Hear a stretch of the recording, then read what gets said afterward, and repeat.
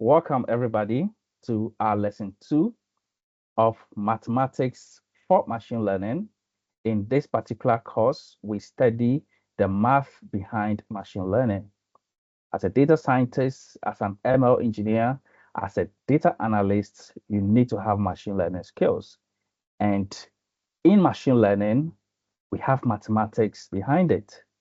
Understanding the mathematics behind machine learning will give you foundational understanding. You don't just use algorithms, you understand why you use algorithms.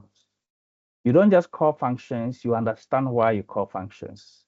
And there are a lot of problems in machine learning that if you don't have this kind of understanding, you will not be able to identify them. You will not be able to solve them. And if you learn the mathematics behind machine learning, you are not just going to use AI or use machine learning, you are going to be a machine learning engineer. So this lesson takes you from being a machine learning user to a machine learning engineer. And that is why it is important for everyone in this class. All right. Numbers rule the universe. This is so powerful. This is so true. And if you get to study the universe, you get to study science, you get to study physics, you get to understand that mathematics is what rules the universe. Very, very powerful. And someone said that God created the universe with numbers and math. And I think it is true.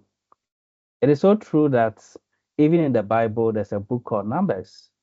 So numbers are very, very important. And in this class, I want us to pay attention to numbers. I want us to pay attention to mathematics. And I want us to learn the math behind machine learning. This is myself, and I'm going to take you into this particular lesson. Before I do, I'm going to play 2 short clips to help you build some understanding about the math for machine learning and how important and serious it is. So let me quickly share my screen and let's watch these short clips and we will continue.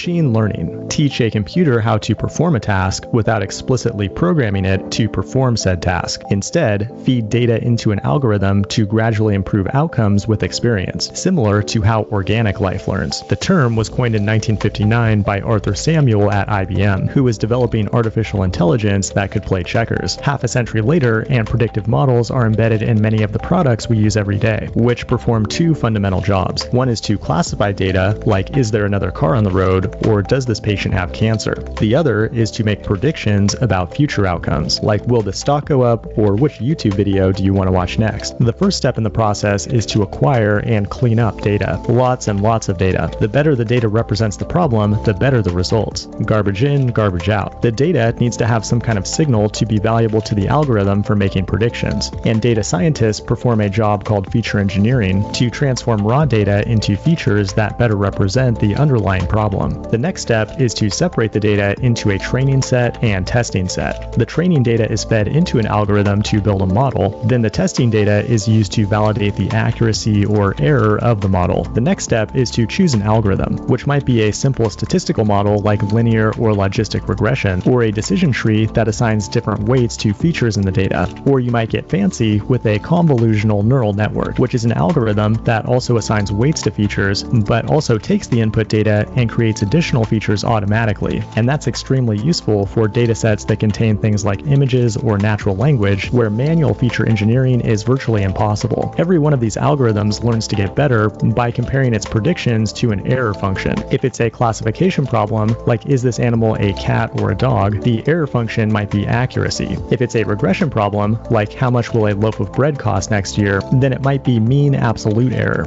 Python is the language of choice among data scientists, but R and Julia are also popular options, and there are many supporting frameworks out there to make the process approachable. The end result of the machine learning process is a model, which is just a file that takes some input data in the same shape that it was trained on, then spits out a prediction that tries to minimize the error that it was optimized for. It can then be embedded on an actual device or deployed to the cloud to build a real-world product. This has been machine learning in 100 seconds. Like and subscribe if you want to see more short videos like this, and leave a comment if you want to see more machine learning content content on this channel. Thanks for watching, and I will see you in the next one. If you want to become a machine learning engineer, there are 9 essential skills you need to master. Let's go over them one by one. Now, machine learning involves creating models that learn from data to make predictions or decisions. As a machine learning engineer, you'll need to master various skills from programming and math to deploying models. First up, you need to get proficient with Python. It's the primary language used in machine learning. It's pretty simple, and you can get a decent grasp of it in about a month or 2. Now, some jobs might ask for other languages like Java, R, or C++ for performance reasons, but as a beginner, just stick to Python. Don't overwhelm yourself by trying to learn everything at once. Focus on mastering Python first. The next thing you need to learn is a version control system like Git. Git is not a programming language. It's a tool we use to track changes to our code and collaborate with others. Git has a ton of features, but you don't need to learn all of them. Think of it like the 80-20 rule. 80% of the time, you use 20% of Git's features. So 1 to 2 weeks of practice is enough to get up and running. Next, you need to dive into data structures and algorithms. I know a lot of self-taught engineers skip this step, but trust me, it's super important. First off, understanding these concepts will really boost your problem-solving skills, which is key for tackling complex challenges. Plus, big tech companies like Google, Amazon, and Facebook love to ask about data structures and algorithms in job interviews. Also, using the right data structures helps you manage large data sets efficiently and keeps your algorithms running smoothly. So spend about a month or 2 on this, and you'll be in a great shape. Next, you need to get comfortable with SQL. SQL stands for Structured Query Language. It's a very simple language we use for working with databases. As a machine learning engineer, you should know how to use SQL to access and organize the data you need for your models. SQL is pretty simple, and you can get a decent grasp of it in about a month or 2. Now, by the way, to help you on this journey, I've created a free supplementary PDF that breaks down the specific concepts you need to learn for each skill. It's a great resource to review your progress, find gaps in your knowledge, and prepare for interviews. You can find the link in the description box. Also, I have a bunch of tutorials on this channel and complete courses on my website if you're looking for structured learning. Again, links are in the description box. The next thing you need is a solid foundation in mathematics and statistics. This is crucial because machine learning algorithms are built on these principles. Focus on linear algebra, calculus, probability, and statistics. These will help you understand how machine learning algorithms work and how to optimize them. Spend about 2 to 3 months to master these topics. After that, you need to get good at preparing and visualizing data for your models. This means cleaning up the data and organizing it in a way that makes it easy for your model to understand. You'll need to learn how to use tools like Pandas and NumPy to manipulate and clean the data. Once your data is clean, you need to visualize it to understand patterns and communicate results. Python libraries like Matplotlib and Seaborn will help you create insightful visualizations to identify trends and anomalies. If you have a solid background in Python and SQL, you can get a good grasp of data pre-processing and visualization in a month or 2.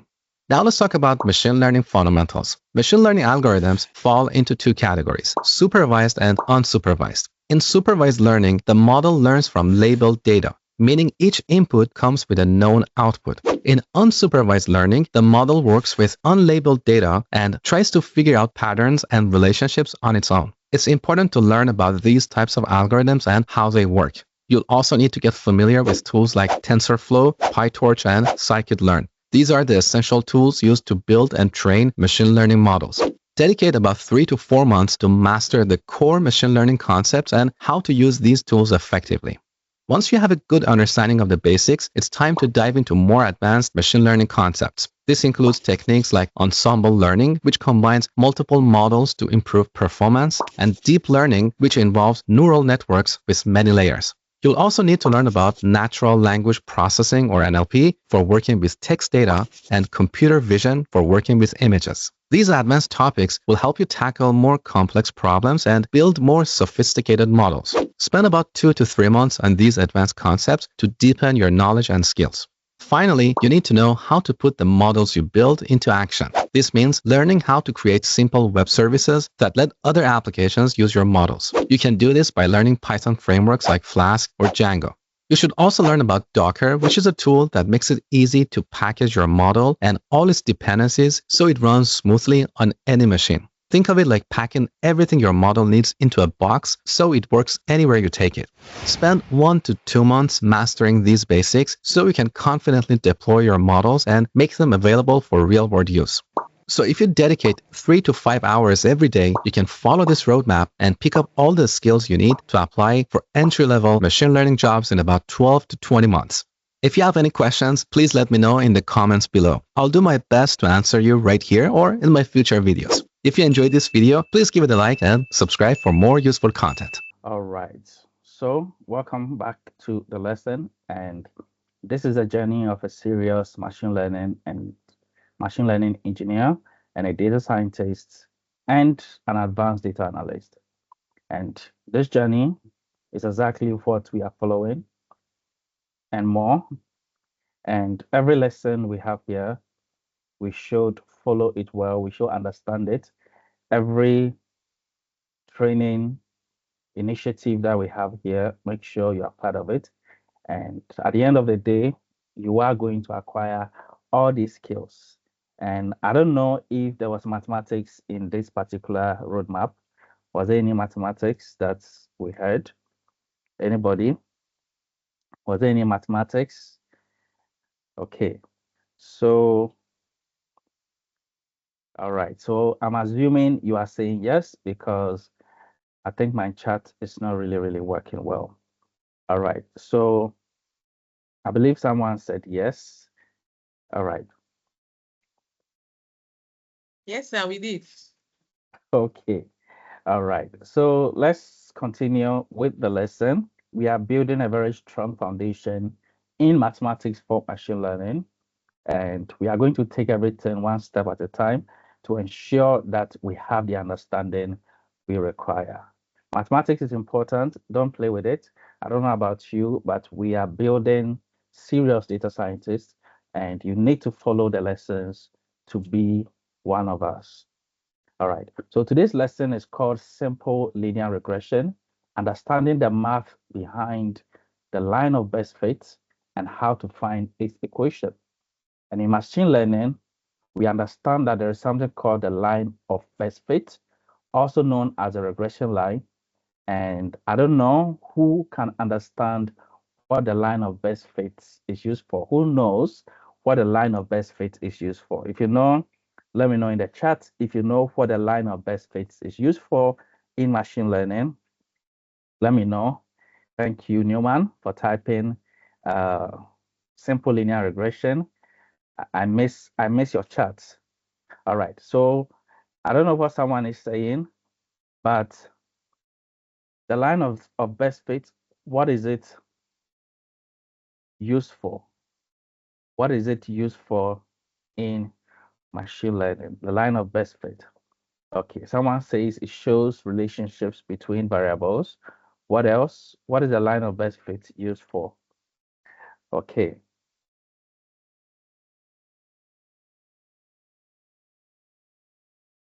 Okay. All right. I don't think I'm seeing my chat well. All right. But I'm sure that if you remember the line of best fit, this is the same line we use in linear regression, and it's the same line we use for numerical predictions. So any machine learning model that will do a prediction, it uses the regression line. And today we want to take a step further into the math behind the regression line and understand how it works. So I urge you to pay attention, very good attention to this particular lesson, and everything will be understood because we are going to take it.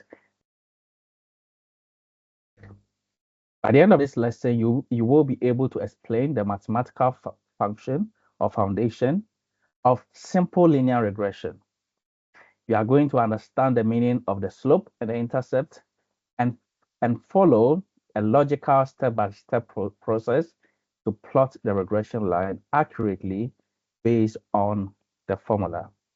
All right, so before we get into this lesson, some prerequisites that you should have.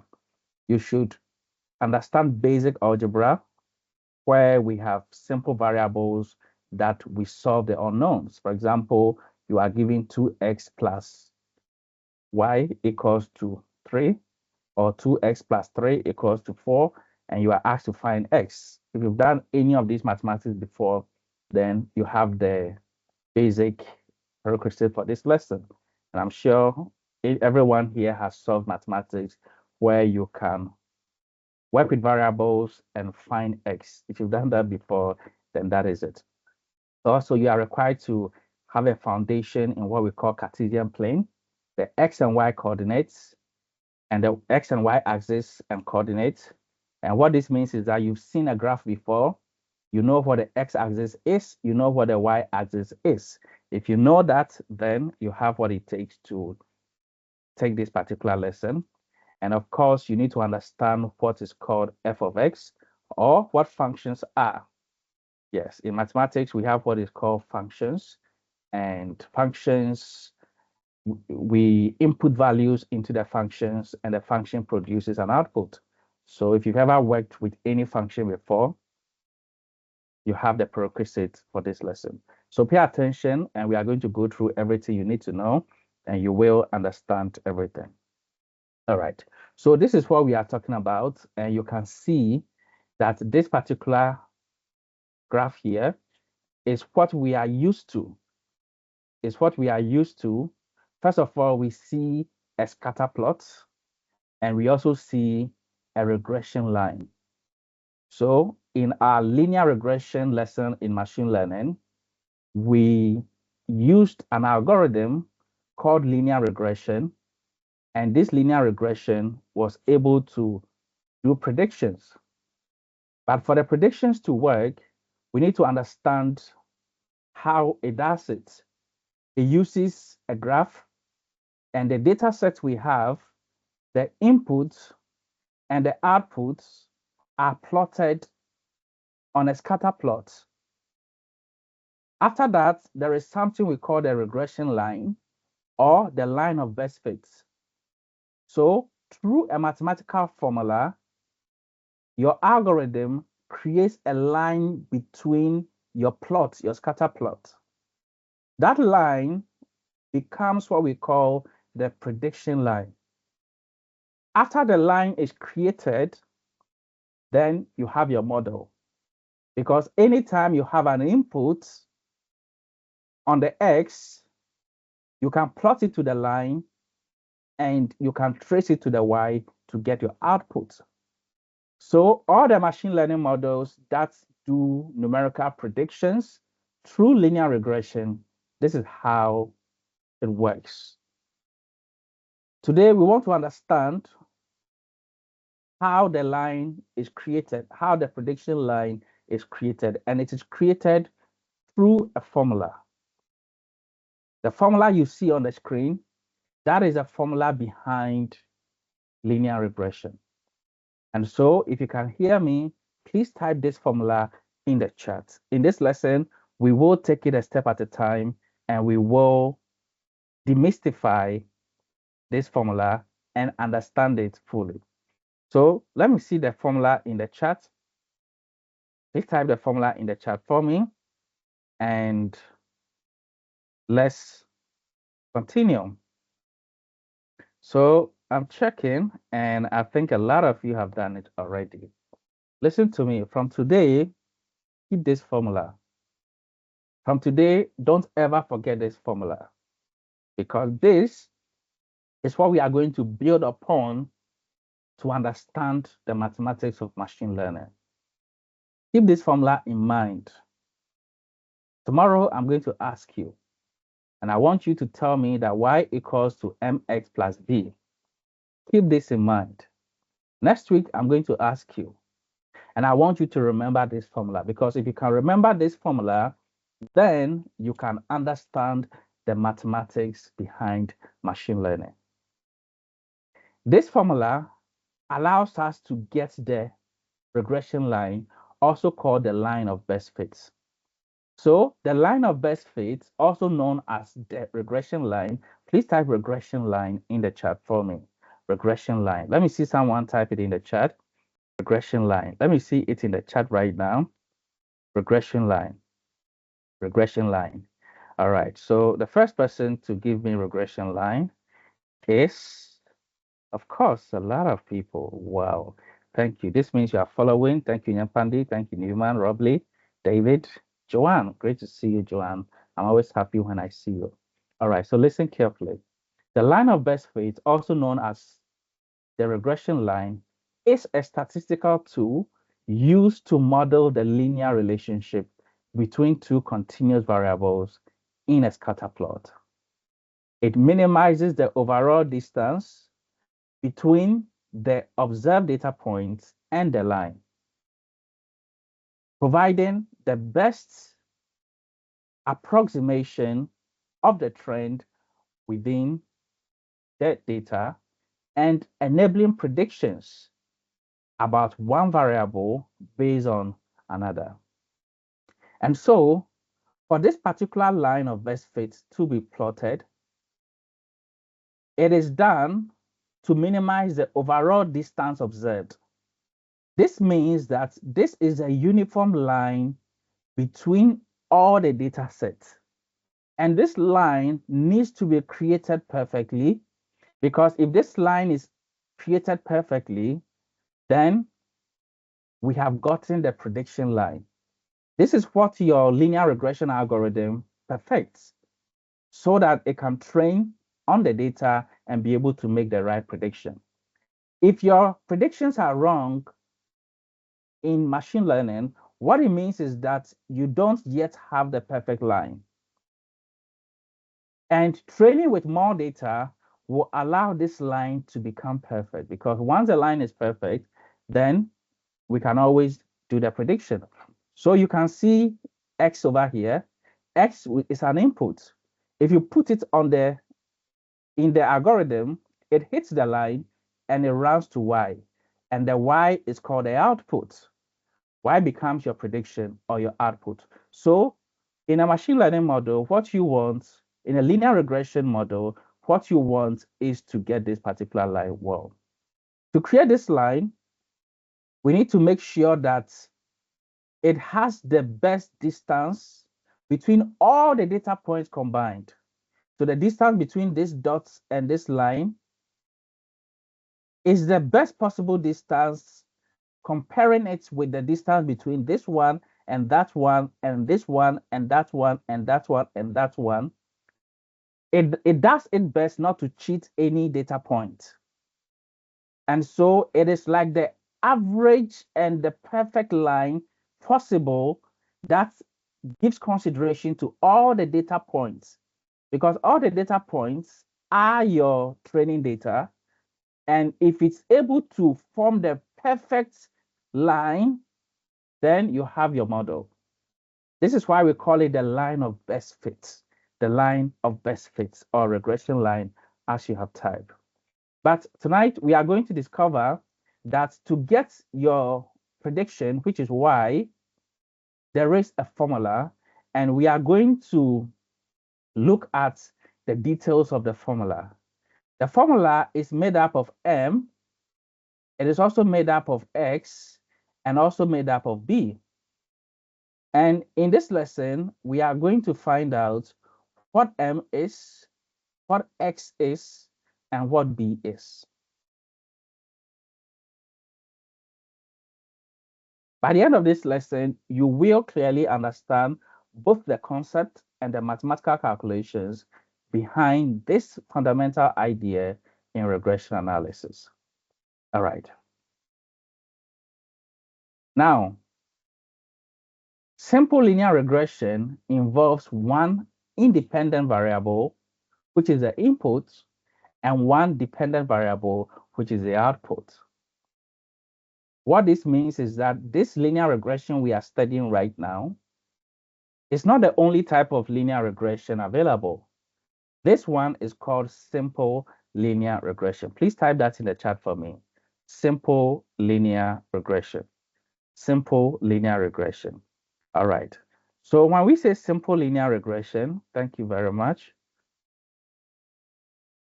When we say simple linear regression, thank you, Robley, we are talking about a linear regression where there is only one input.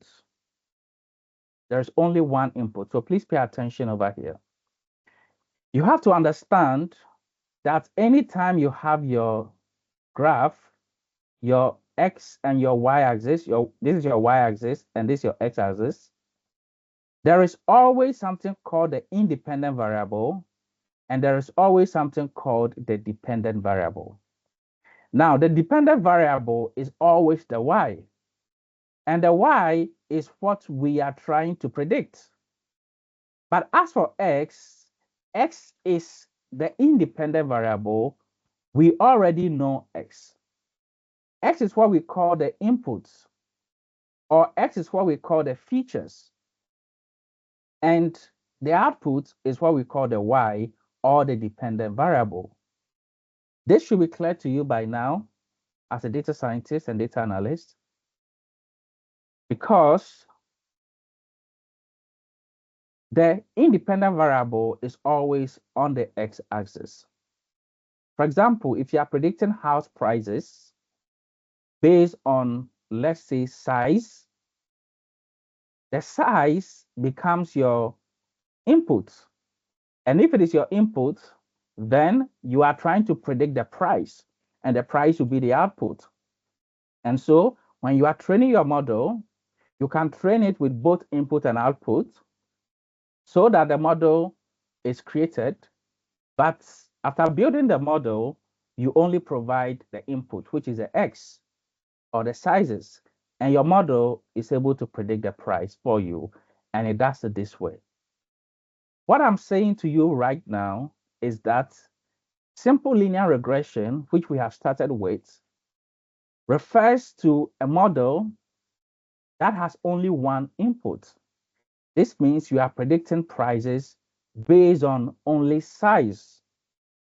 You are not predicting prices based on size, based on number of bedrooms, based on number of bathrooms, based on other inputs. But it is possible that you can have a machine learning model that needs more features or more inputs to produce the output. And as we are studying machine learning, we are going to realize that there are a lot of models that we need to put in a lot of features or a lot of input. But when it comes to a simple linear regression, we are talking about a model that takes only one input. That is what we are referring to over here. Very soon, I'm going to ask you to tell me which is the independent variable. Is it the input? And which is the dependent variable? Is it the output? Very soon, I'm going to ask you. I'm not asking yet, but I'm going to do that. Now, the goal is to predict the dependent variable based on the independent variable by finding the best fitting straight line. So the first thing we need to understand from this lesson is that this is where we have our independent variable, and this is where we have our dependent variable.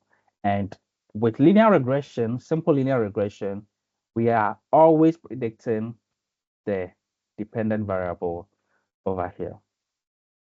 Now, listen, when two or more independent variables are involved, this means if we have multiple inputs in predicting the dependent variable, the method is called multiple linear regression. Please put that in the chat for me.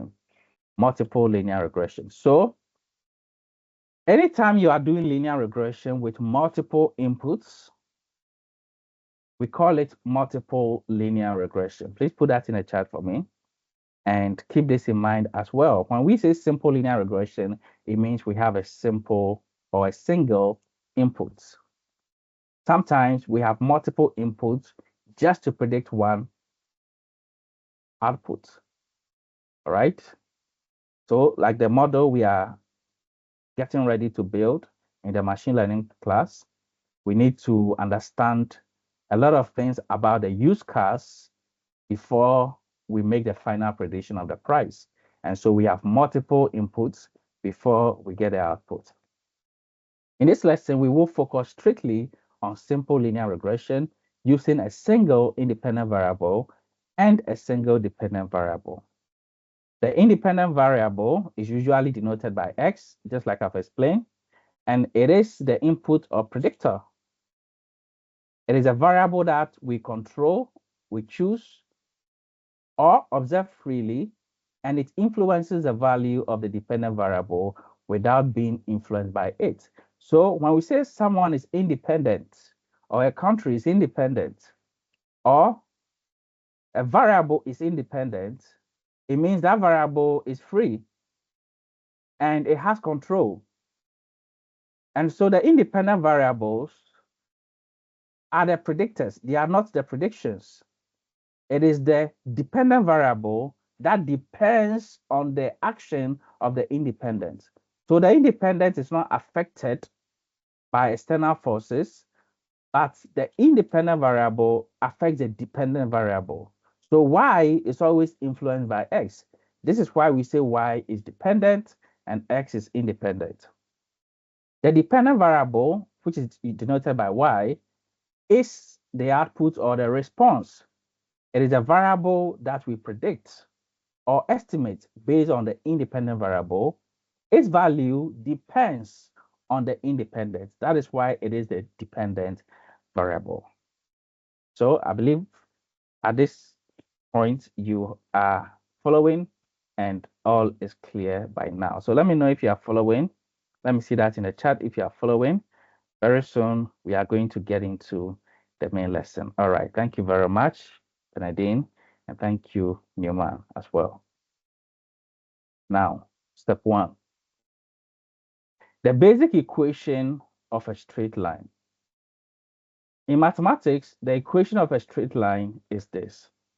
So what we are going to understand is that the formula we are using here is actually the equation that is used in mathematics. And today we are going to break it down and understand it. And it is the same equation we use in linear regression. Now listen, this y over here is our dependent variable or the prediction we want to make. And the formula is y equals mx plus b. Let's talk about the m first. The m refers to the slope. Please type the slope or type m equals to the slope. Type that for me. M equals to the slope. Type that for me. M equals to the slope. Let me see anyone. M equals to the slope. Thank you very much. Thank you. All right. So M is the slope. What do we mean by the slope? Now, your linear regression model needs to know how to draw the line. Of course, the line is not a horizontal line. The line has a slope. So the formula has a variable that controls the slope. And so mathematically, your algorithm will follow a serious mathematical formula to compute the slope. If we have the slope, then we have an idea of how the line should bend. So the slope is very, very important to getting the line right because the line is your regression line. The line is your prediction line. Now, we have our input here as x. X is a dependent variable, which we will predict later on. X is a dependent variable, which we will predict. And so, for you to get y, you input the x is multiplied by the slope, and then it is added to b before we get the prediction right. So to solve this line, we need to compute the m, and we need to input the x, and we also need to compute the b. Let me tell you what the b stands for. The B is called the y-intercept. Please type B equals to y-intercept for me. B equals to y-intercept. And this time I'm checking the first person to type B equals to y-intercept. All right. B equals to y-intercept. The first person to give us B equals to y-intercept is, of course, Bernadine. Okay. So let me get on to my board and let me talk to you about this formula again. So we have y equals to, who can give me the formula again? Let me check in the chat who can give me the formula.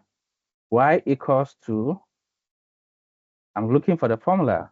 Okay, thank you, Bernadine. So y is equal to mx plus b. Now, what is m? Who can tell me what m is right now? What is m? What is m right now? What is m? Okay, so Marasi says m is a slope. This is very, very important. We need to know how to compute the slope.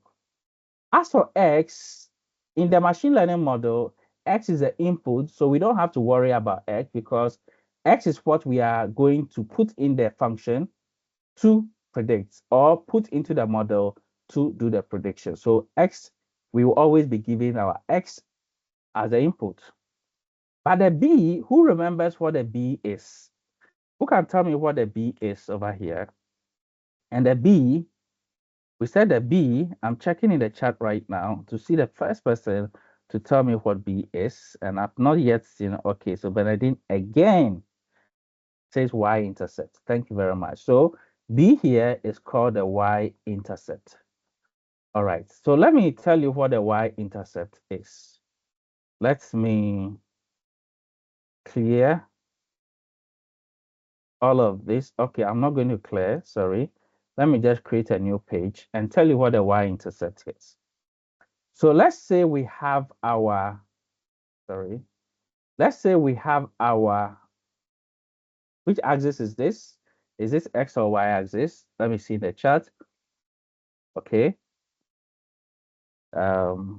We are trying to speak in basic terms. So this is why I'm asking very, very simple questions because someone will be watching this lesson and doesn't understand yet. So I speak that way. All right. So this is the y-axis. And then we also have, sorry, we also have the x-axis. All right. Now, the slope will determine how the line will be. So if the line will be steep like this, it depends on the slope. If the line will be like this, it depends on the slope. If the line will be like this, it depends on the slope. And if the line will be like this, it depends on the slope. So the slope determines how the line will bend. So the slope is very, very important, and the slope is our m.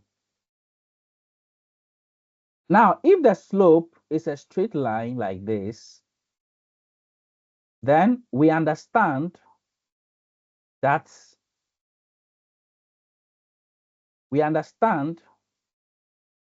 if the slope is always a straight line here, then let me say something before I say that.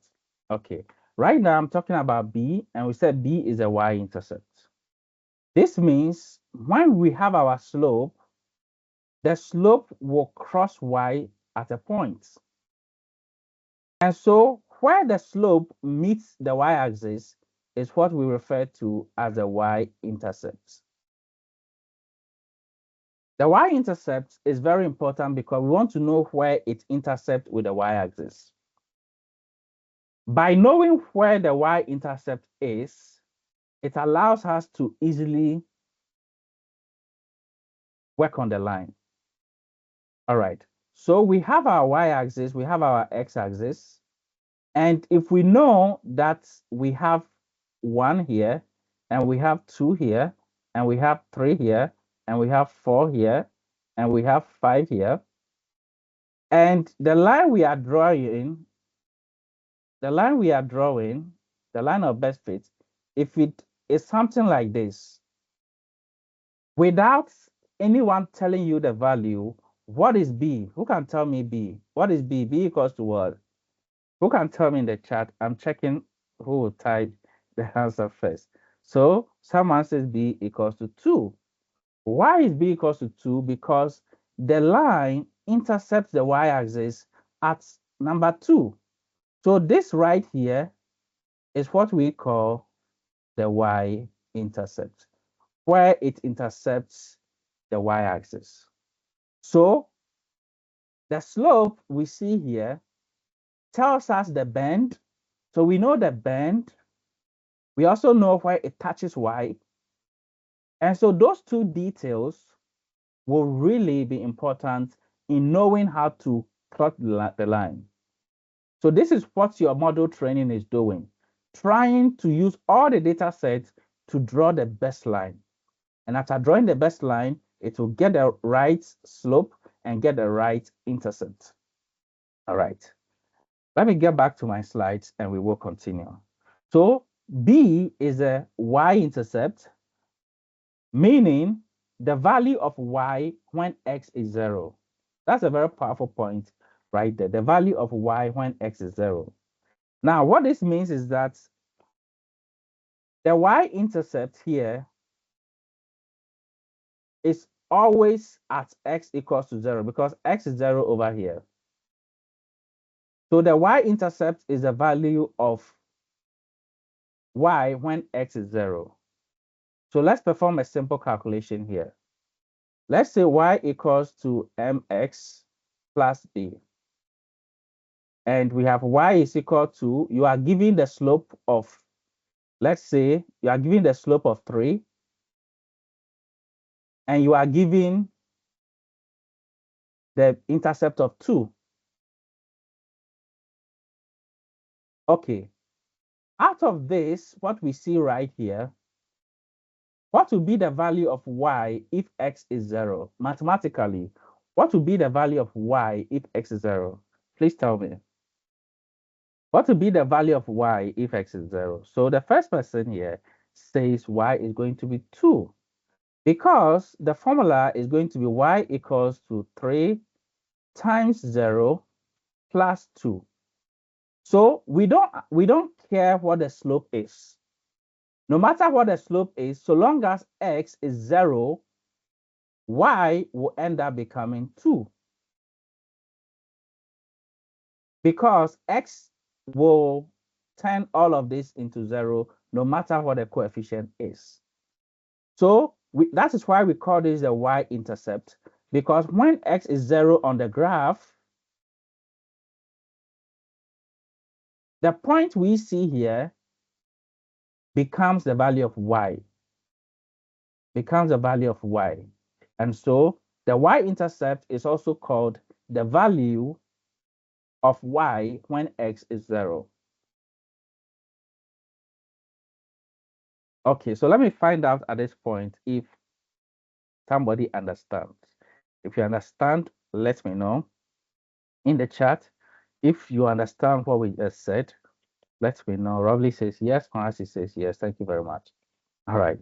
So the key point here is that simple linear regression uses this exact form to model the relationship between two variables, x and y. This simple linear equation, y equals to mx plus b, please pay attention here now, can be expressed in several other mathematical notations, depending on the context and depending on the kind of mathematics or the topic of mathematics you are treating. The formula is always the same for a straight line, but if you are studying calculus, you are going to give in the same formula in a different mathematical notation. If you are studying matrices, you are going to be given the same formula in different mathematical notation. In neural networks, in machine learning, you are going to be given the same formula in different notations. So what I'm going to do now is to let you see the same formula in different mathematical notations. And I want you to identify it when you see. Now, In basic math or in algebra, school math, this is how we create this formula. The formula is equal to y equals to mx plus b. This is what we've seen. Y is a dependent variable or the output, x is the input, m is the slope, and b is the y-intercept. Do you understand this formula now? Let me know if you understand this formula now. Is this formula clear to you at this point? Okay, so thank you very much. So now we've gotten the formula. So anytime we are doing our prediction, we will understand that we have to use this formula. All right. Now let's see what happens to the formula. In statistics, this is how the formula is written. In statistics, this is how the formula is written. This is how the formula is written. Look at it carefully, and I'm going to ask you something. This, what does it represent in basic algebra? What does it represent in basic algebra? Please tell me what it represents in basic algebra. All right, so someone is saying that this represents y. Thank you very much. That's exactly what I'm asking. All right. In statistics, that same y, don't be scared about how it looks. It is written in a different notation, and it is called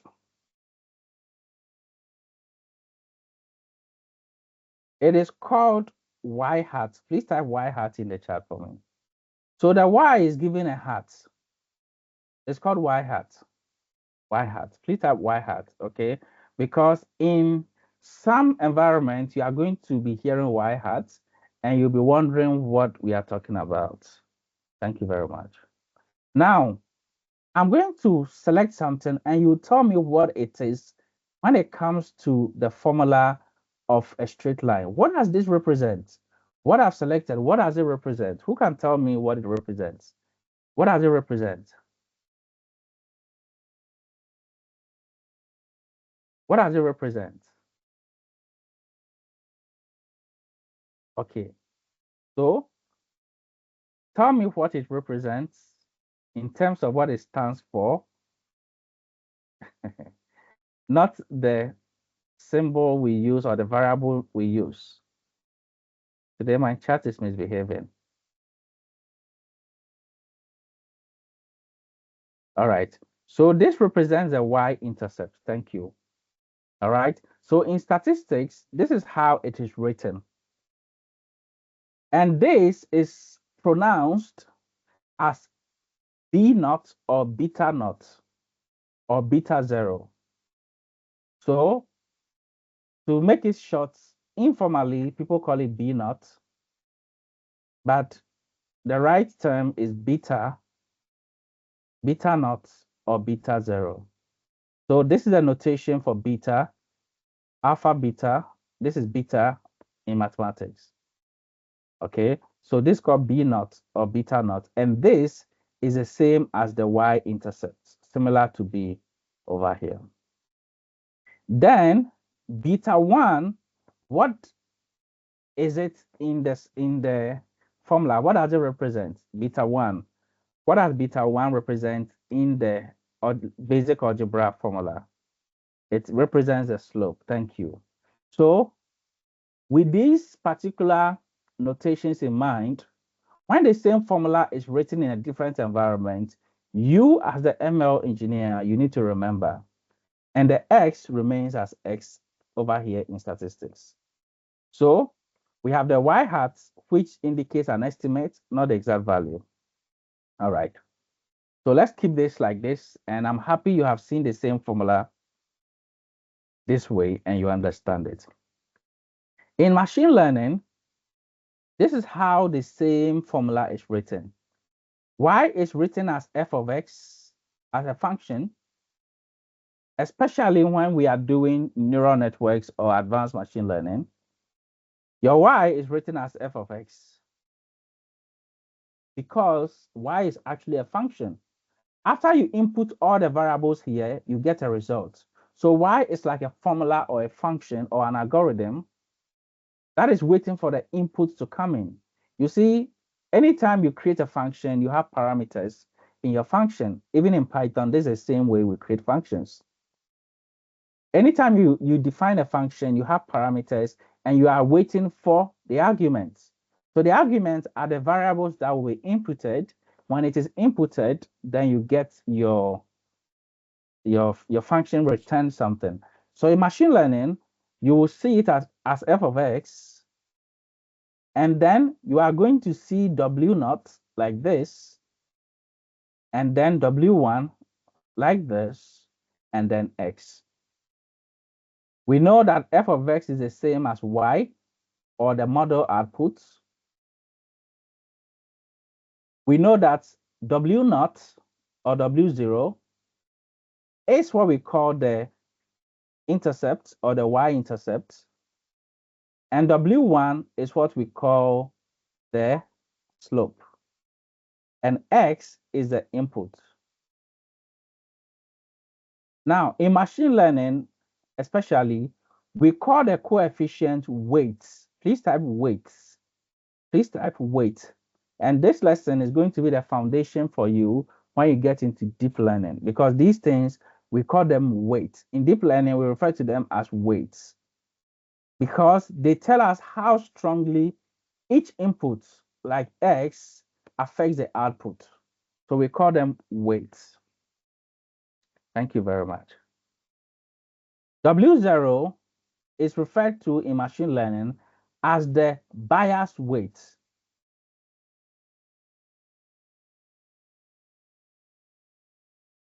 And we know what the bias weight stands for when it comes to the formula of a straight line. W1 is the weight for the feature of x.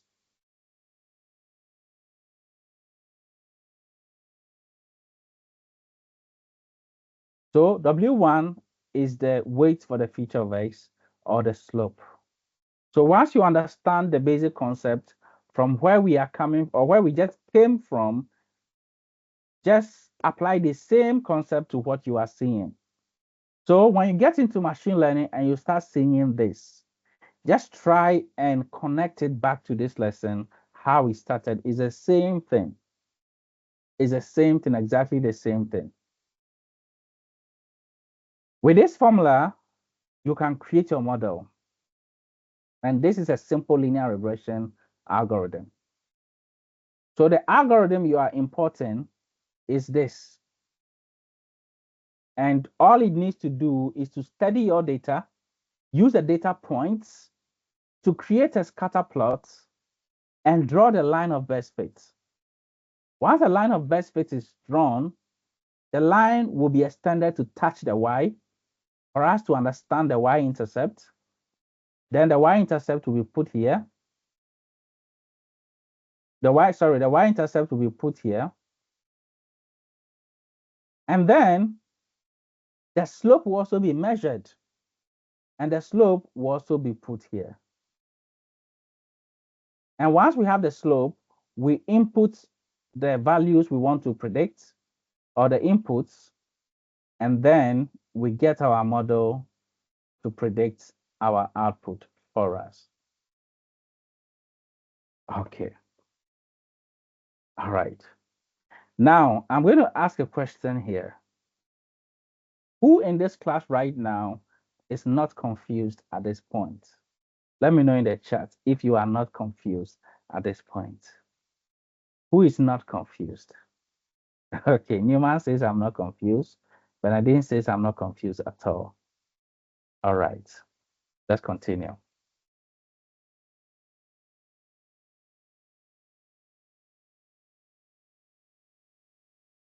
All right, this is the same formula under what we call point slope form, used to define a line giving a point and a slope. So you are given a point and you are given a slope. You can use this particular formula. We'll be talking about these things very soon. And you will use the point and the slope to solve your equation. So we have x1 and y1, a known point on the line. So you are given a point here, you input a point here. The y coordinates and the x coordinates, and then you are also giving your slope. Once you are giving your slope, then you can solve and get x equals to mx plus b with this.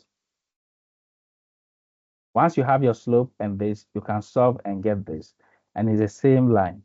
So when the input comes in here, then you can get your output. All right, so let's just take note of this, how it is written here. We are not going to use it right now. This form is useful when you know a point on the line instead of the intercept. So let's say you know a precise point. You can use this same formula to find the rest because you know a point. So this is how you use the formula to get the rest of the variables. All right, let's continue. Also, in a general form of a line, you are given the formula this way. And it's the same as this. Because when C travels across the equal sign, it becomes negative. So this is the same as AX plus BY equals to negative C.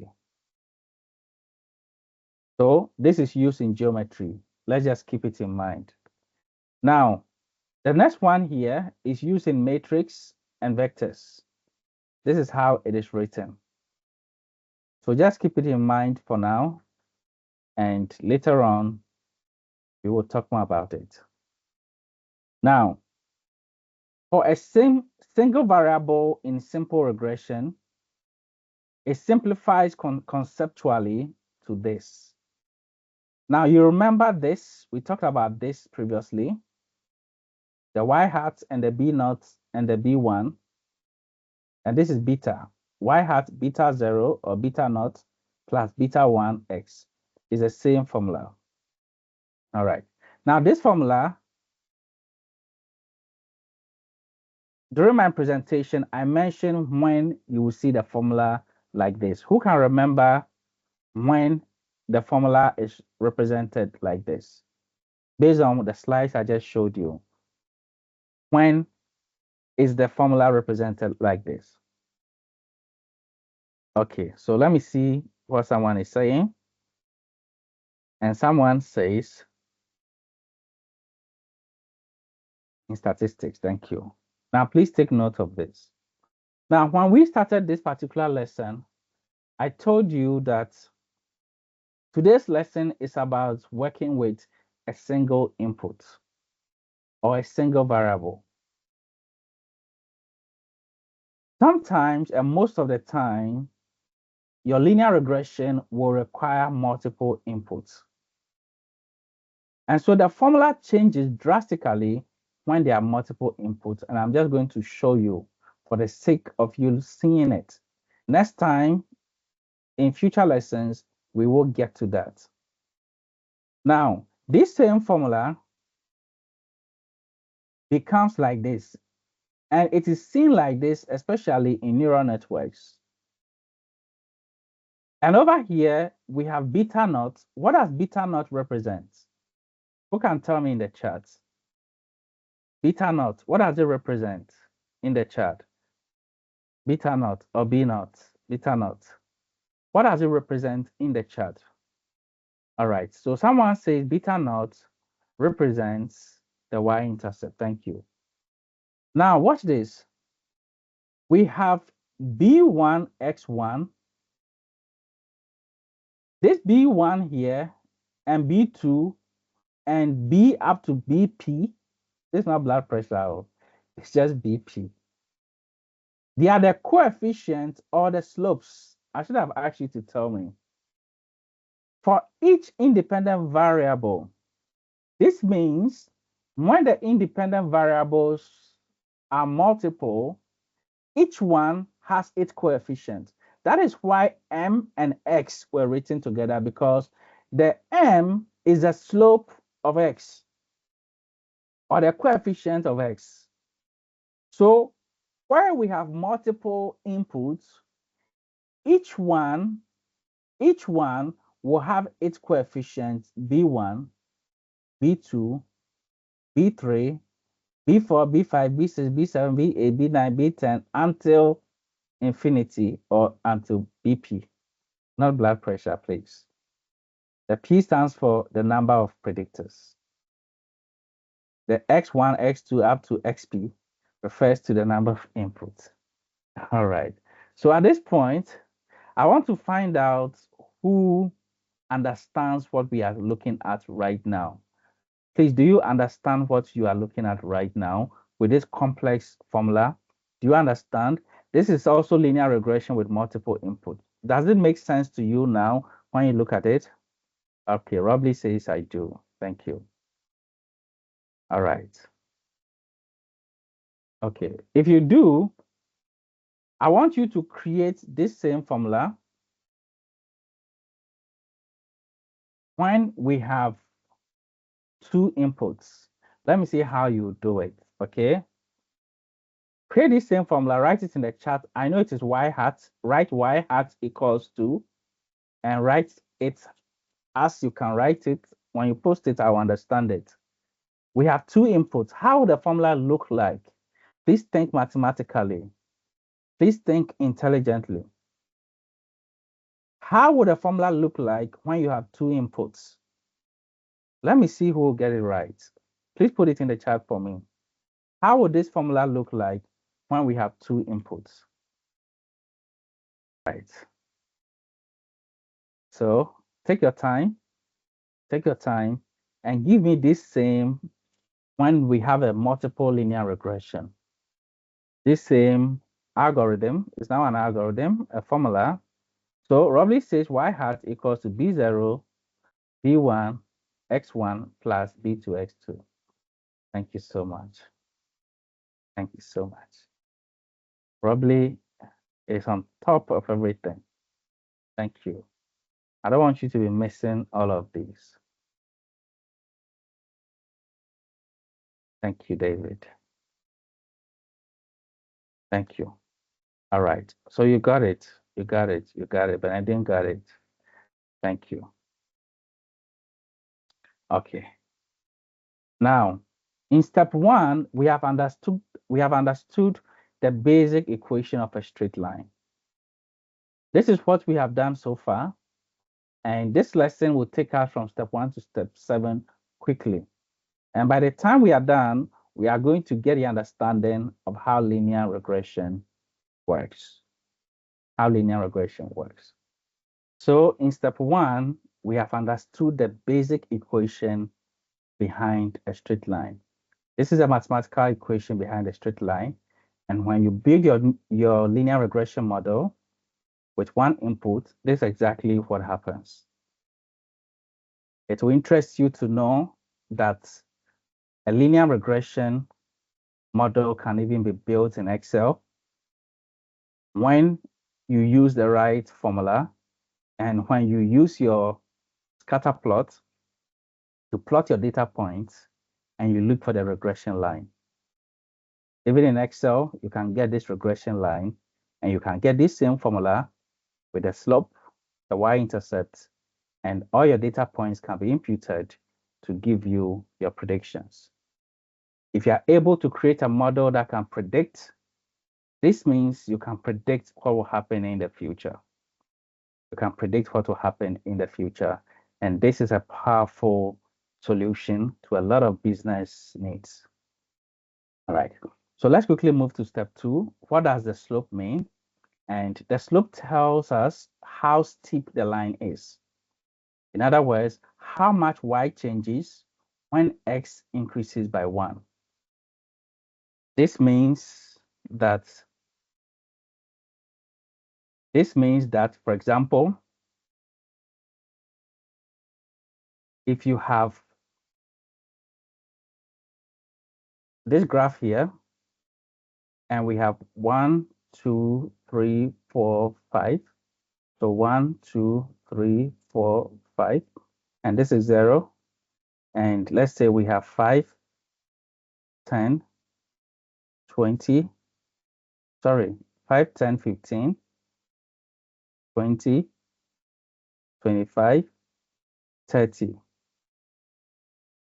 What we just read says that how much y changes when x increases by 1. So if your formula is like this, y equals to 5x plus b, what is the slope? Who can tell me what the slope is? Who can tell me what the slope is in this particular formula? What is the slope? All right, so someone says that the slope is definitely 5. All right. This means that how much y changes when x increases by 1 unit. If the slope is 5, what it means is that if x changes by 1 unit, y changes by 5 units. All right. So let's say that if x is 1, y is 5.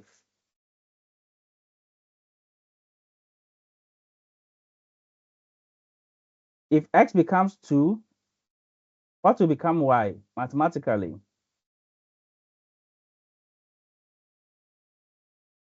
Y will be 10. If x becomes 3, what will become y? Y will be 15. If x becomes 4, y will become 20. If x becomes 5, y will become what? 25.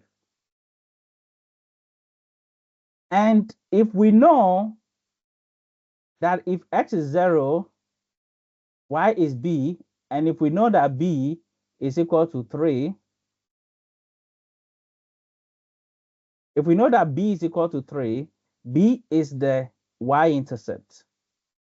Because of this, you can easily know the line. How did we know how the steepness or the slope of the line will be? We knew it because we were given x as 5. This means if you move 1 step to the right, you move 5 steps to the top. So based on all the data points and based on how the graph is created, this will inform how the slope will be. All right. Okay. Now, we have a formula for the slope, and the formula is this. The formula is m equals to change in y divided by change in x, or x2 minus x1 divided by, y2 minus y1 divided by x2 minus x1, where x1, y1 and x2, y2 are 2 points on the graph or from the data. They are 2 points from the data. So let's say in the data,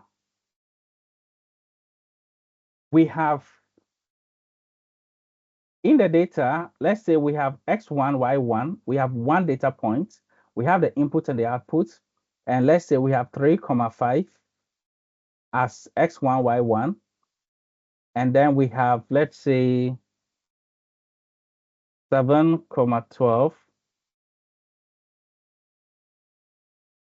To find the slope, and later we'll use other formulas to work on the slope, your slope, which is m, is going to be y2, y2, which is 12, minus y1, which is 5, divided by x2, which is 7, minus x1, which is 3. This will give you 12 minus 5 will give you 7 divided by 4. If you find the decimal, whatever you will get, let me just write something here. Whatever you get becomes your slope. So if you don't have the slope, if you are not giving the slope, but you are giving 2 points in the scatter plot, you can use the 2 points in the scatter plot to find the slope. So your formula will now become y equals to 1.34x plus b. This becomes your formula now, and we know what the slope is. All right. Now, what does the slope mean? If m is positive, the line goes upwards. So another information we are getting is that anytime the slope is positive, the line is expected to go upwards because there is a slope. And it means that as x increases, y increases. What kind of correlation do we call this? When x increases, y increases, what kind of correlation do we call this? So the data analyst, let me know who can answer this question. What kind of correlation do we get when x increases and it affects y? We call this a positive correlation. Now, anytime you see this formula and m is negative, if m is negative, it means the line goes downwards. When x increases, y decreases. So we get a negative correlation. And the slope can tell us. Anytime m is equal to 0, the line is horizontal. This is what I wanted to tell you, and I say you should wait. So anytime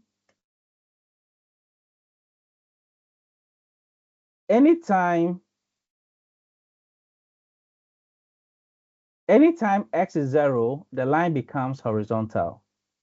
So if we have 3, 0 plus 2, we are going to get y equals to 2. This means if we have this graph here, and we have 1, we have 2, we have 3, and we have 4, and we have, let's say, 1, 2, 3, 4. If x is 0, y is 2. If x is 0, y is 2. What this means is that,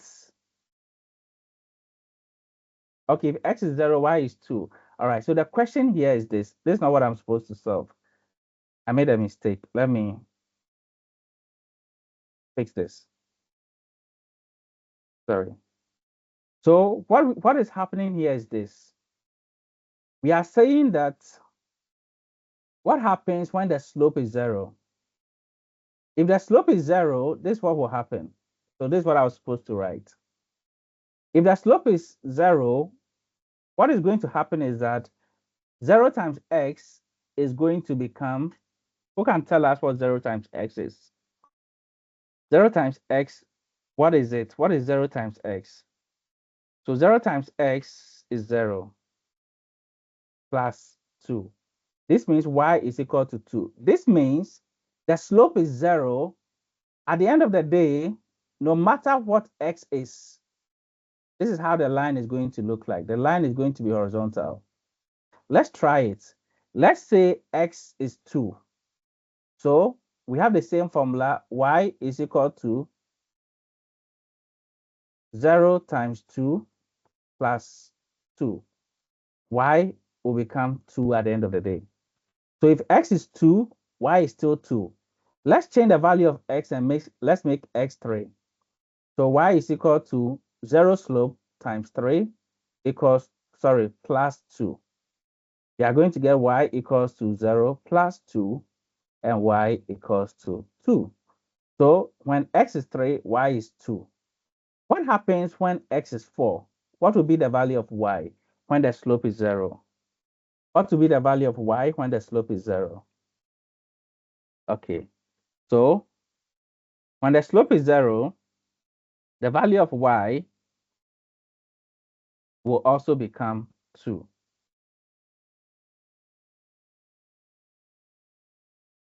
This means it doesn't matter what x is, y is always 2.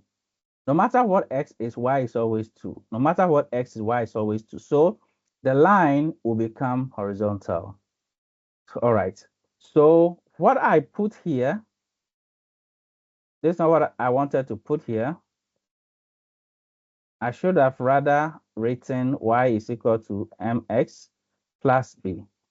So, or mx plus 2. M is a slope. If m is 0, everything here will be 0. So y will always become 2. And we get a horizontal line. Okay. So we've seen how we get positive, how we get negative, and how we get horizontal. Step 3 is the meaning of the y-intercept. So B is a point where the line crosses the y-axis, or what we call the y-intercept. Okay, if you look at the diagram I have here, you can see that this line will touch y somewhere. Where it will touch the y is what we call the y-intercept, or the B. It represents the value of y when x is 0. All right, so this is a corrected version. If x is also 0, y will become b.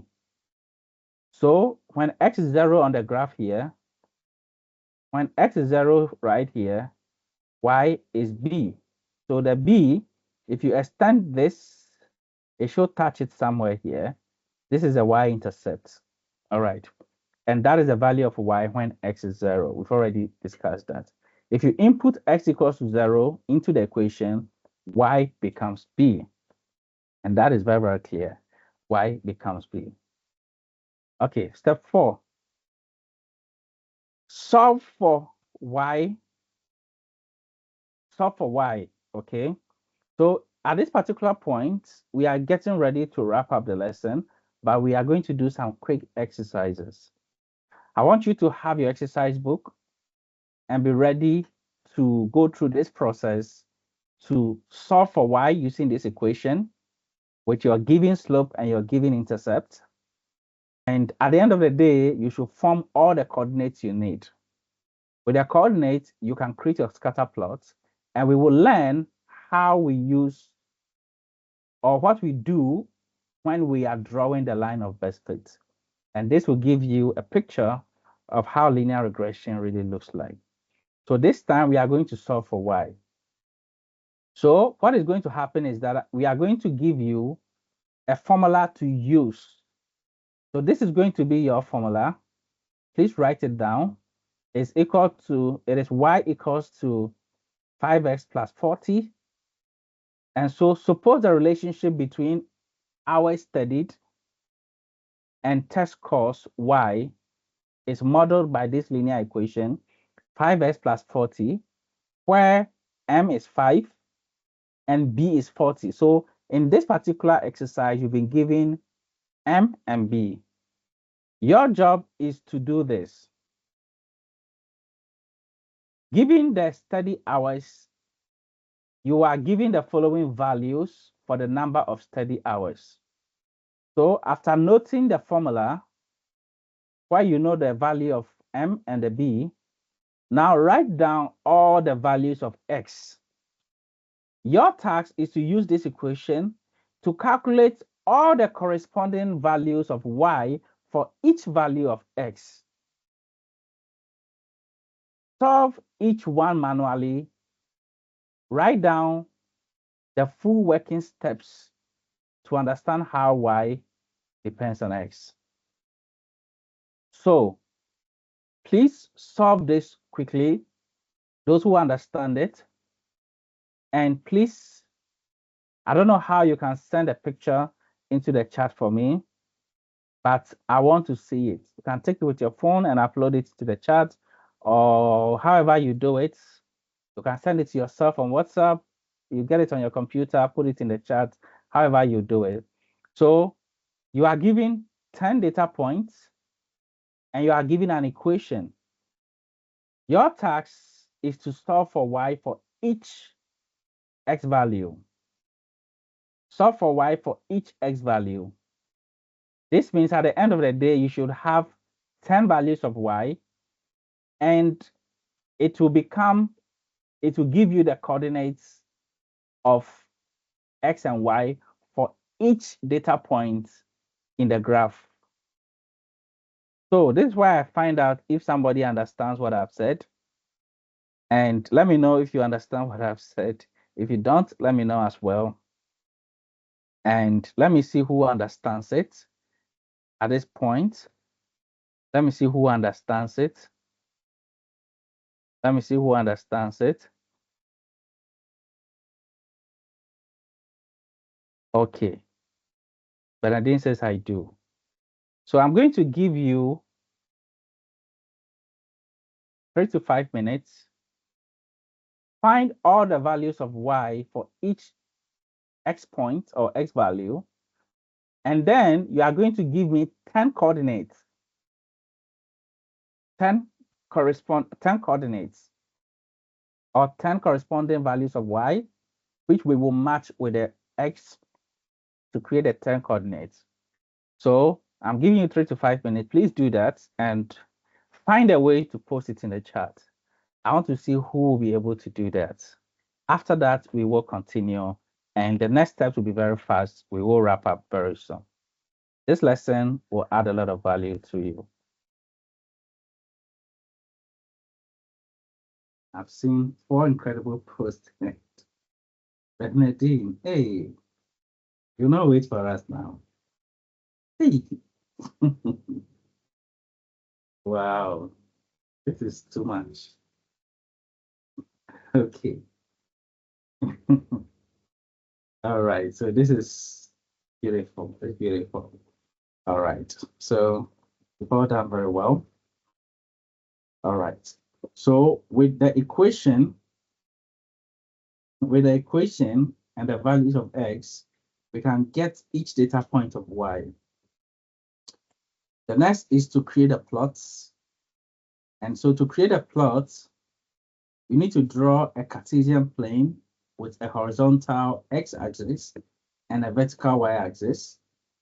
Label the x-axis hours studied. Label the y-axis test course.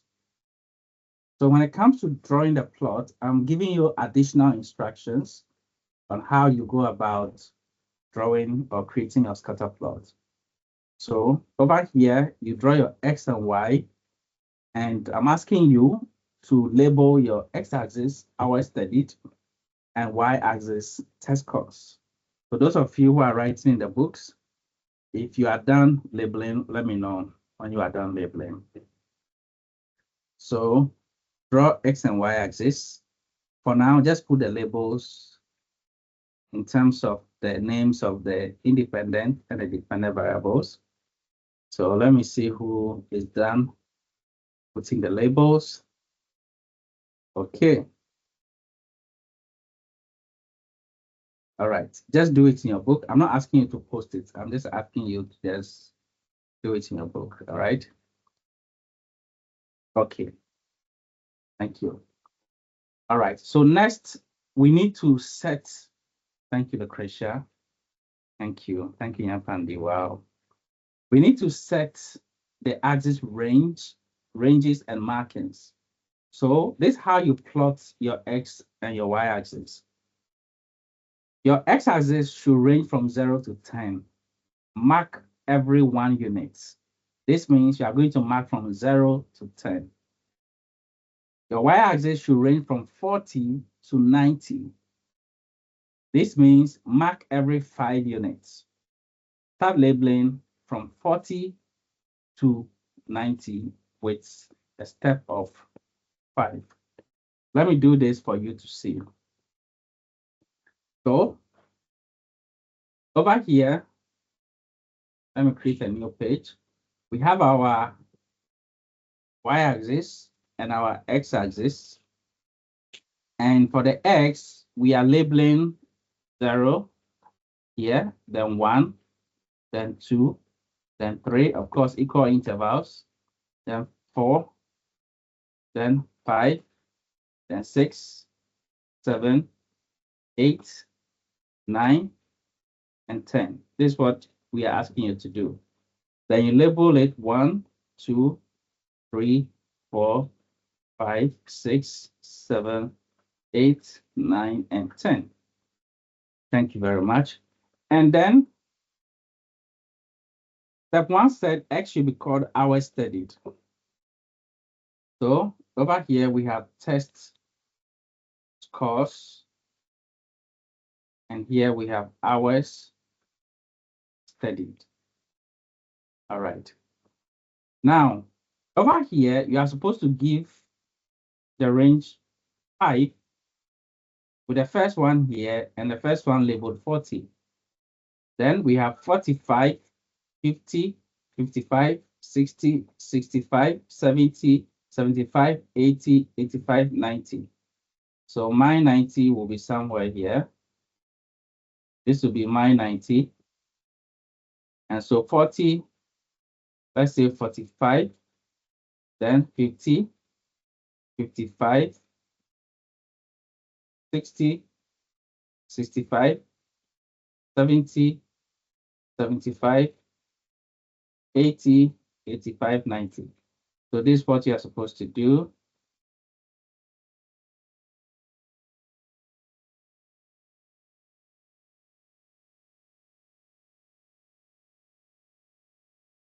All right. So this is exactly what you are supposed to do. Okay. So after doing this, plot your coordinates. This means I use the coordinates you calculated in step 4 and plot them. So this is where I now ask you to plot. So you can see the graph labeled, and then you go ahead and do your plotting now. Go ahead and do your plotting now. So if you have time to post it in the chat, please do. And I'm going to use the values from Joanne to create my plot. So Joanne says she got 0, 40. So that means when x is 0, she got 40. So 0, 40 should be here. And you can use an X or a dot, a bold X or a round dot. So she got 0, 40. Then she got 145. She got 145. Then she got 250. Got 250. You can see that today's work is a very simple one. Then she got 355. Wow. So out of the formula, this is what she got, 355. And she got 460. Then she got 565. Then she got 670.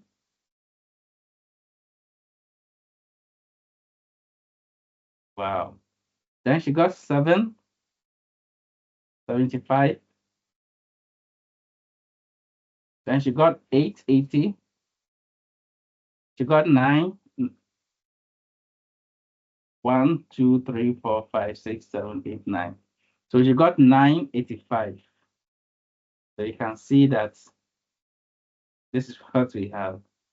All right, so I'm just following what Joanne did, and I've been able to plot this. Okay, I'm not having a ruler. I would have done it well. What I'm doing is just a sketch. And so if it is not straight, it's just because it's done by hand. If it is done properly, it should be a very solid line. All right. So let's go back and see what is next. And if I check my plottings, this is what I got. It's exactly what Joanne got. So Joanne, congrats, you got it right. Everything was perfect. So use small dots, neat dots, or crosses. All right, so when you finish, this is my correct plot. And when I check what Joanne got, it's the same thing. Exactly, look at the labeling of the graph. It's exactly the same thing. It's exactly the same thing. Let me see if I could have enabled the graph over here. Oh, wow, I could have enabled the graph, but I've done it already, so it's all right. Okay. Now, drawing the line of best fit. So over here, I'm going to tell you something very, very important that will guide your future models on how to draw the line manually. With this, you can even make predictions manually. By understanding this math, you can take a company's data and manually predict without Python, without a computer. Understanding of this math, you have become a machine learning model, and you can predict for a company what will happen in future, 1 year, 2 years, and 3 years from now. All right. So to draw the line of best fit, I'm going to give you some basic instructions on how you would do that. What I'm sharing with you, it is very hard to find out there. And so let's listen to what you can do. And it follows the same mathematical formula we are using. Okay. Number one, locate and mark the y-intercept. Locate and mark the y-intercept. The y-intercept is the value of y when x is 0. So when x is 0, we can see that y becomes 40 from the data we have. So the y-intercept becomes this. Now you can see that this particular graph we have, or scatter plot we have, it is too basic. In real life, your scatter plot should have the point somewhere here, around like that. But ours didn't work that way because we are using just 10 data points, and we decided to use a straight line today. Next time, we'll have our points scattered and we'll still draw the straight line. No matter how scattered your data points are, the first thing is to locate your y-intercept if you have B. So with the equation we have our B. If you check the formula, you'll see that we have our B. And from the coordinate we got, we also have our B when x is 0. All right. Number two, use the slope to find your second point, or to find a second point. Please listen to this carefully. You know your y-intercept, you got it, it's 40. Use the slope value to locate another point. So the slope is m. Your slope right here, m equals to 5, is saying that run 1 unit to the right and 5 units up. So if you have your graph here and they are labeled, okay, like 1, 2, 3, 4, 5, and here 2 has labeled 1, 2, 3, 4, 5. In our examples, they were labeled from 40 upwards. But what this is saying is that to know your slope, let's assume our y-intercept is here. Let's assume our y-intercept is here. Sorry. Let's just assume our y-intercept is here. We want to find the slope. The slope says that the slope is 5. This means if you move 1 step on x, you have to move 5 steps on y. So by doing this, you have seen the slope. Okay, I'm using a different graph to explain this. Now, move 1 unit to the right and 5 units upwards because the slope is 5. Then see what will happen in step 3.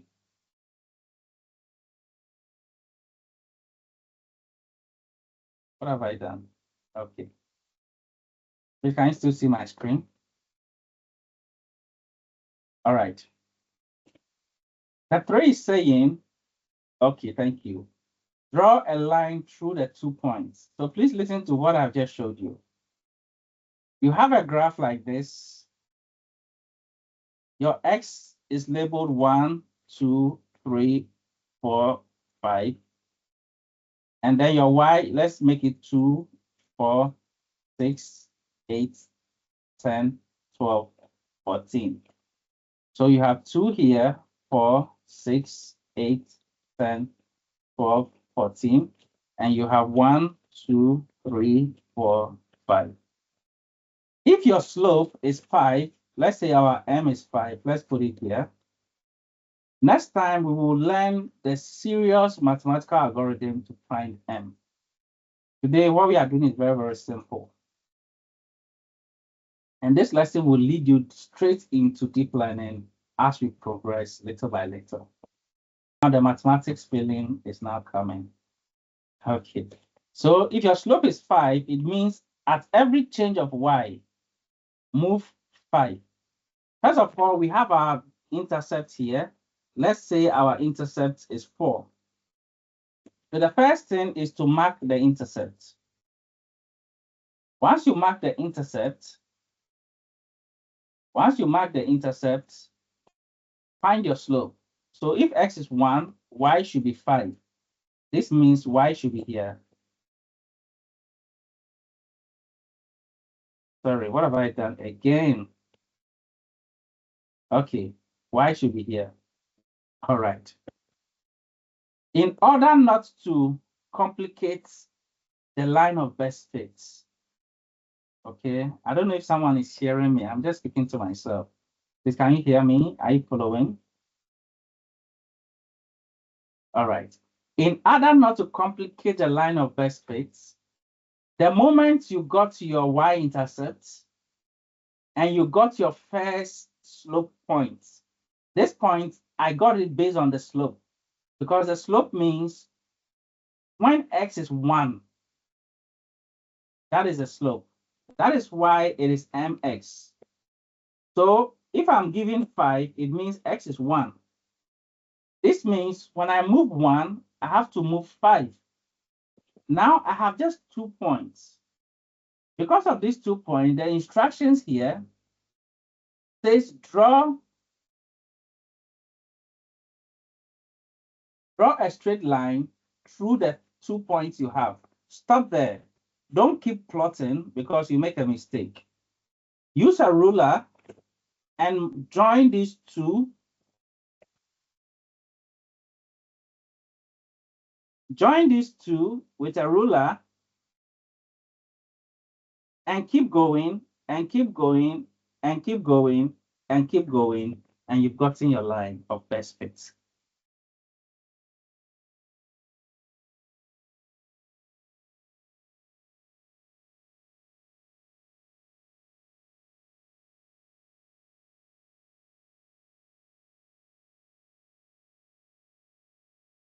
All right, so Lucretia, y is 0 over here when x is also 0. And I use 4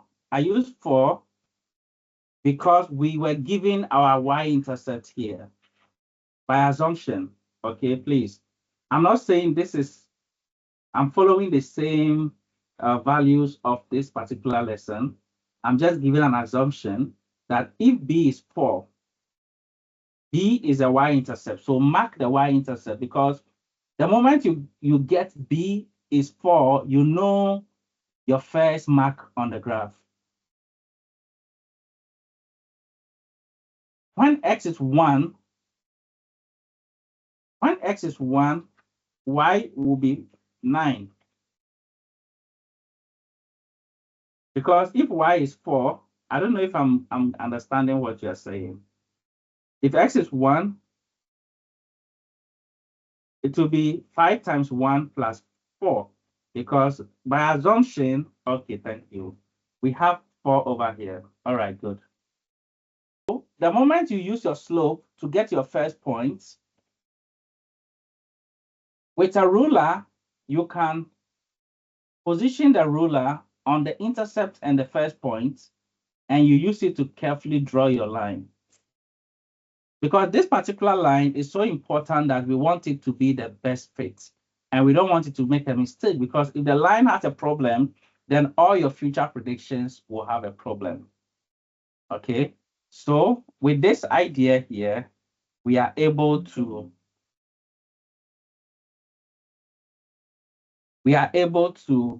draw the line or get some logic behind how the line is drawn. What I've just told you is very, very valuable, and it's hard to understand.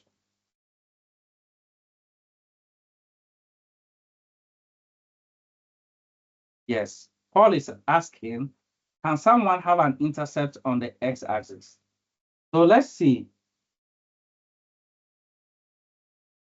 Let's see how someone can have an intercept on the x-axis. Now, you have to understand, Paul, please pay attention, that a graph is actually in 4 quadrants.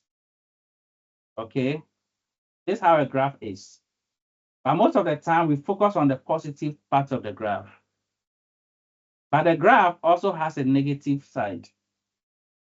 Okay, this is where x is negative. This is where y is positive. Where y is negative is here. Where x is positive is here.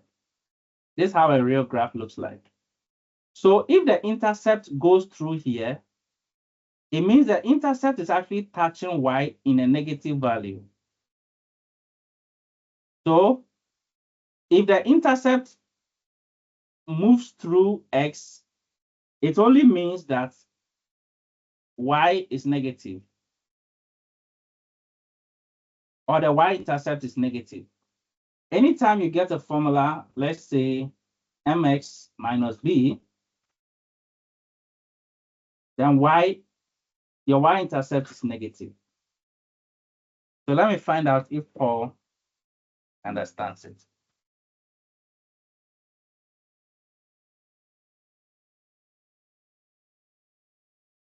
Okay. All right. So we are done. Check the line against the scatter plot. So in our scatter plots, we use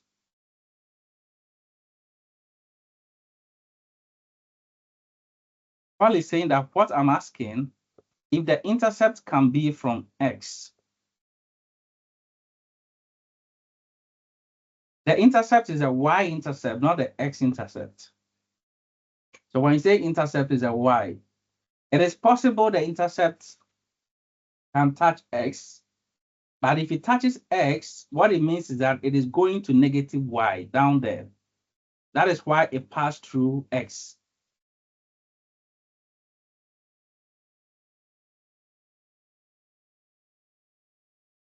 But the intercept is calculated when it touches y. So if it hasn't touched y, we don't calculate the intercept. If the intercept is also above and you keep extending the line, it will go and touch negative x if the intercept is above. But if the intercept is below, then it will cross the x and go and touch negative y. All right. So after you draw the line, so the logic I've given you here is an idea of how mathematically the line can be drawn.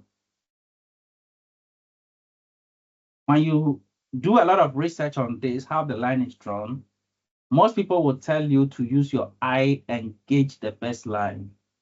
Make sure it is uniform and you have considered all the points and you have passed it through all the points well. Make sure the standard errors are all uniform and you have your line. But it becomes very, very difficult for a beginner to follow that information because how do you know how to get it? With this particular logic I've given you, you can use your slope and use your y-intercept and you can plot the line. And so after you do that, look at how the line is as compared to your data points. That's what this slide is saying. So for this particular simple lesson, you can see that the line actually goes through all the data points the right way. My labeling at the down there, I made some mistakes, but it is still the same. The line will go through all the data points perfectly. In the real world, your data points should still be scattered around. Should still be scattered around, and you should still have your line. But in this example, we are using only 10 data points, and our formula made it pass through the line perfectly. That is okay. That is perfectly okay. That is perfectly okay. All right. So to end this lesson, you are going to make a prediction with the line you have created now. Now, to make a prediction, use the equation here and predict the value of 6.5 hours. So I want you to make this prediction for me. Predict the value of 6.5 hours looking at your equation, because at the end of the day, your equation is saying that your equation is saying that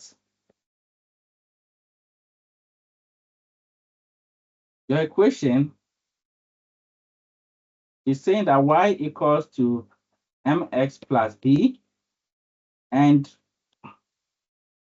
what am I doing? And we know that m is 5, and we know that b is 40. So we have 5x. That's the equation you were given. So now you've been given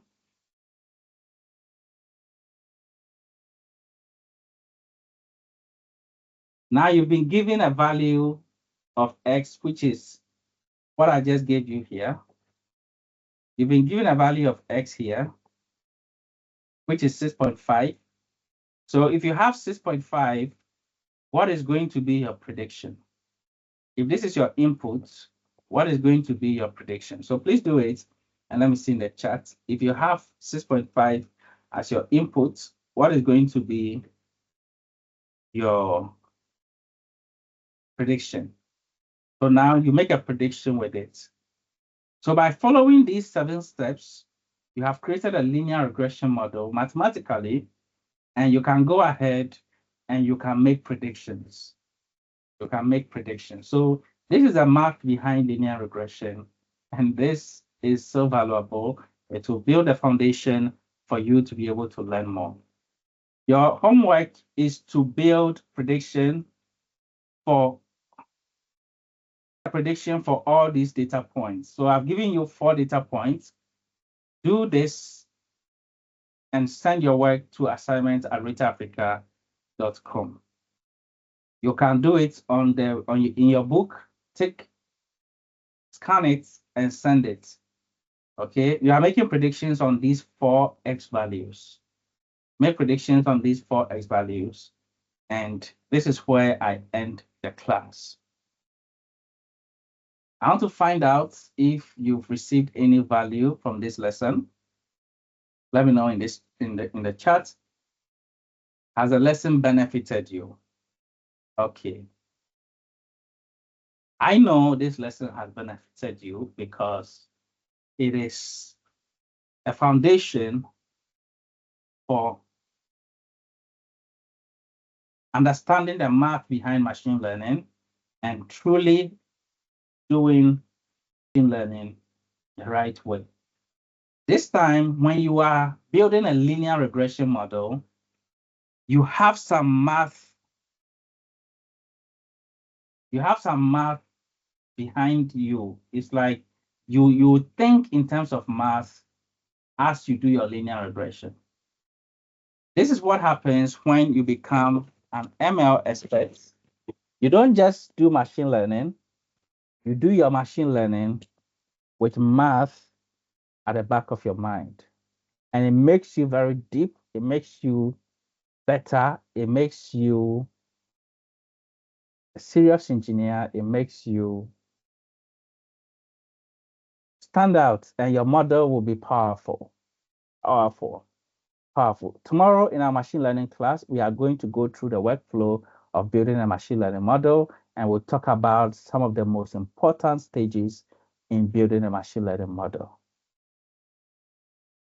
What we are learning now, we are delving deep into the heart and soul of machine learning. This is our deepest commitment, and we want you to go with us for free. Go with us and let's delve into machine learning. We are going to learn everything systematically, and in a few months to come, you are going to see yourself really, really equipped as an ML engineer. Thank you all so much for joining the class. And this is where we end, and we will see you in the next class. Thank you. Have a good night. Bye-bye.